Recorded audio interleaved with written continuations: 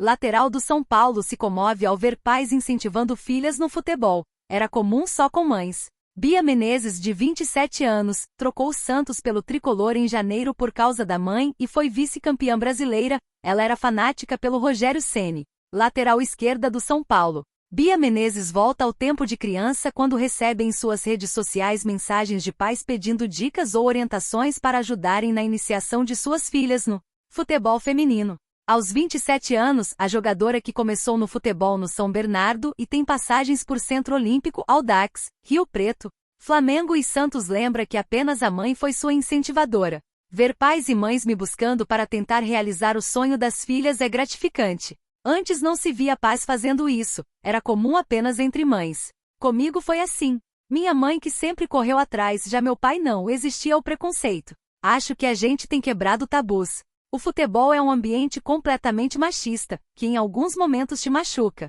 Às vezes a gente ouve uns xingamentos que machucam. Quantas meninas não pararam por causa disso? Questiona. Mãe de Bia, Bernardina Ferreira, faleceu em 2021, em decorrência de um câncer cerebral. A perda abalou a jogadora, mas também a motivou a fazer um movimento marcante no futebol. Em janeiro deste ano, trocou o Santos pelo São Paulo para cumprir um objetivo pessoal da mãe. Foi uma decisão difícil sair do Santos, mas me baseei numa questão emocional, jogar no time do coração dela. Sempre foi o sonho da minha mãe que eu jogasse pelo São Paulo. Ela era muito São Paulina, fanática pelo Rogério Ceni. Ela dizia, meu goleiro é artilheiro. Ela se achava por isso, risos. Ela foi o maior pilar da minha carreira, abdicou de coisas que eram para ela para que eu pudesse jogar. Ela ia para o trabalho a pé para eu ter o dinheiro da passagem, ela parcelou uma chuteira de R$ 150 em 12 vezes para eu poder treinar. Ela sempre acreditou que seria possível. Nascida no ABC Paulista, Bia sempre apostou no futebol. Nascida em 1997, encantou-se com a modalidade em 2003, na conquista da medalha de ouro pelo Brasil nos Jogos Pan-Americanos de Santo Domingo, na República Dominicana. Marta, com 17 anos, ainda nem era uma rainha. O futebol feminino se tornou um sonho para mim quando vi o PAN, quando vi a Marta jogar. Eu falava para minha mãe que ela ia me ver ali. Marta sempre foi minha referência. Eu a conheci por meio de algumas amigas em comum, foi bem emocionante. Era como se não fosse real. Em fevereiro deste ano, Bia disputou sua primeira competição pela seleção brasileira principal, na disputa da Copa Ouro. Já em setembro foi vice-campeã do Campeonato Brasileiro, com 2 derrotas do São Paulo na decisão contra o Corinthians. Agora a equipe se prepara para um novo encontro com as rivais, pela semifinal do Campeonato Paulista, com o primeiro jogo em 3 de novembro. Estamos numa preparação para essas semifinais com semanas de treino muito intensas. Vamos trabalhar para tentar vencê-las desta vez. Não fomos felizes nas nossas tomadas de decisão nas finais e no futebol um vacilo pode ser decisivo. Esperamos arrumar o que erramos e espero que a gente possa novamente jogar no Morumbis. Deu um gás a mais jogar lá na presença da nossa torcida. São Paulo acata a decisão do STJD, mas cobra revisão no código e cita crise gravíssima na arbitragem.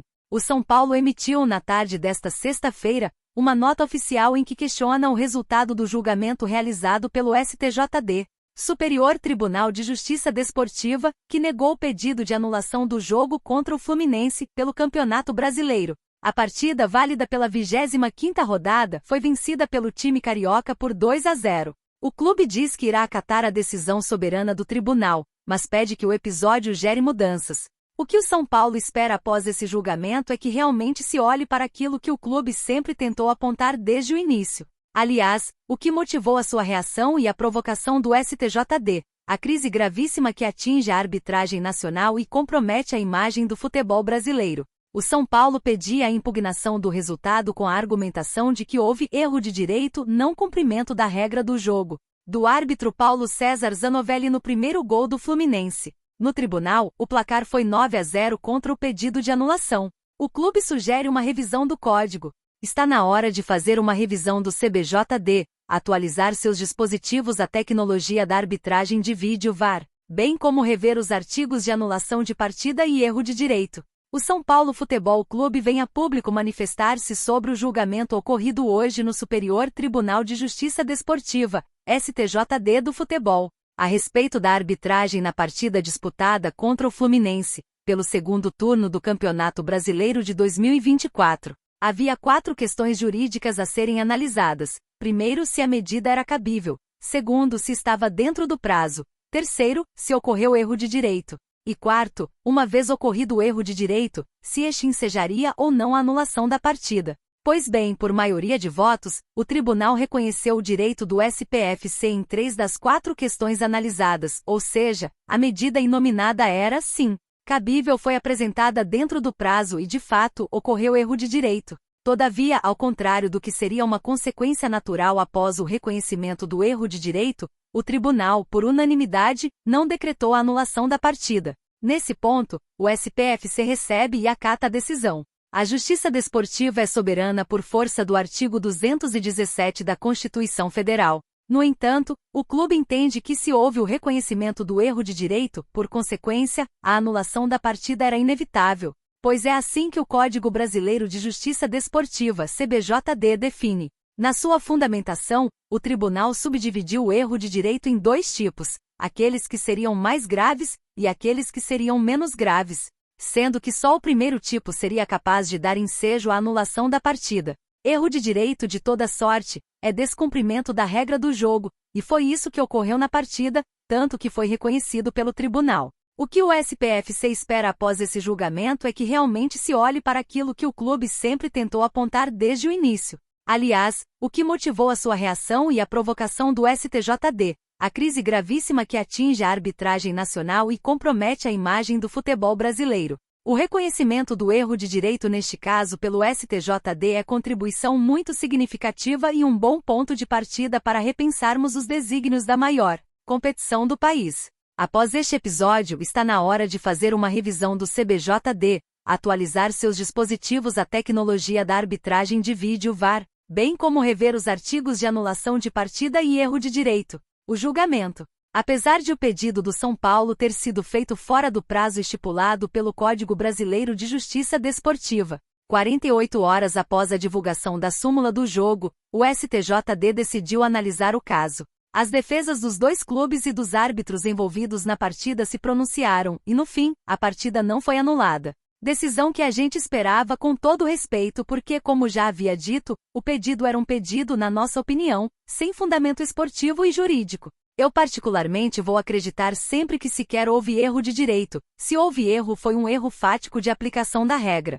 Mas até pelo depoimento do árbitro no julgamento na comissão disciplinar, ficou claro que houve só um erro de comunicação, disse Mário Bittencourt, presidente do Fluminense, após o julgamento. Os auditores divergiram em relação ao erro de direito, mas concordaram que o lance reclamado pelo São Paulo não teve impacto suficiente para que a partida fosse anulada. Antes da votação do pedido de anulação, na última semana o árbitro Zanovelli já havia sido suspenso por 15 dias, pena mínima, por unanimidade. O São Paulo só acionou o STJD uma semana depois da publicação da súmula. O clube aguardou a divulgação das imagens e do áudios do VAR por parte da CBF, o que também demorou mais do que o normal. O lance que motivou a reclamação começa com uma disputa de bola entre Caleri e Thiago Santos no meio de campo. O árbitro vê falta do atacante do São Paulo, mas dá vantagem ao Fluminense, já que a bola fica com Thiago Silva. O capitão do Fluminense, porém, entende que foi marcada a falta, se abaixa, coloca a mão na bola e a recoloca em jogo. Na sequência da jogada, Cauã Elias faz o gol. Para o São Paulo, ao ter dado vantagem no primeiro lance, Zanovelli deveria ter marcado falta de Thiago Silva e anulado o gol. Segundo as imagens e os áudios divulgados na semana passada, o árbitro afirma ao VAR Igor Júnior Benevenuto que deu vantagem. Depois, ao rever o lance no monitor, ele se contradiz. Eu ia dar a vantagem o jogador Thiago Silva para e bate a falta. Eu dou sinal de falta. Vamos seguir. Eu dei a vantagem, eu segui. É gol legal, tá, Igor? Júnior Benevenuto, o VAR, afirma ele, antes de se afastar do monitor. O processo já rendeu troca de críticas entre Fluminense e São Paulo. Após o presidente do clube carioca, Mário Bittencourt, questionar o pedido de anulação, o presidente do São Paulo, Júlio Casares, ironizou as queixas. O dirigente paulista disse que teve time que subiu passando por cima da regra. Uma referência ao fato de o Fluminense ter sido convidado para a Série A com a disputa da Copa João Avelange de 2000 após vencer a Série C em 1999. Mário, por sua vez, rebateu citando o caso Sandro Hiroshi, que culminou em perda de pontos para o São Paulo devido à adulteração da data de nascimento do atacante, em 1999. São Paulo pode ter até 7 reforços com Luan, Nicão mais 5 que voltam de empréstimo. Com uma postura ainda mais tímida na janela de transferências de janeiro, será preciso analisar as opções que estão emprestadas. O planejamento do São Paulo para 2025 já começou e após as eliminações nas Copas. O time de Luiz Zubeldia compete no Brasileirão por uma vaga na Libertadores do próximo ano. Apesar disso, alguns atletas já estão pleiteando um retorno. Com uma postura ainda mais tímida na janela de transferências de janeiro, será preciso analisar as opções que estão emprestadas. Ao todo, 6 jogadores estão nessa situação e poderiam pintar em 2025. Nicão e Antônio Falcão não devem retornar, uma vez que seus vínculos expiram ao fim deste ano. Eles foram por empréstimo no mesmo período em que seus contratos terminam com o mais querido. Olho neles. O mais famoso da lista é o volante Luan, que está cedido ao Vitória. A cria de Cotia tem sido titular absoluto com Thiago Carpini e um retorno tem sido comentado. A equipe baiana também ensaia uma compra. O jovem IBALY ainda demorará um tempo para ser analisado. Isso porque o jovem está cedido para a Inter de Limeira na disputa do Paulistão do ano que vem e só retornaria para o clube após a competição. O lateral direito Raí Ramos também tem tido rodagem nesta temporada, sendo um dos grandes destaques do Ceará na Série B.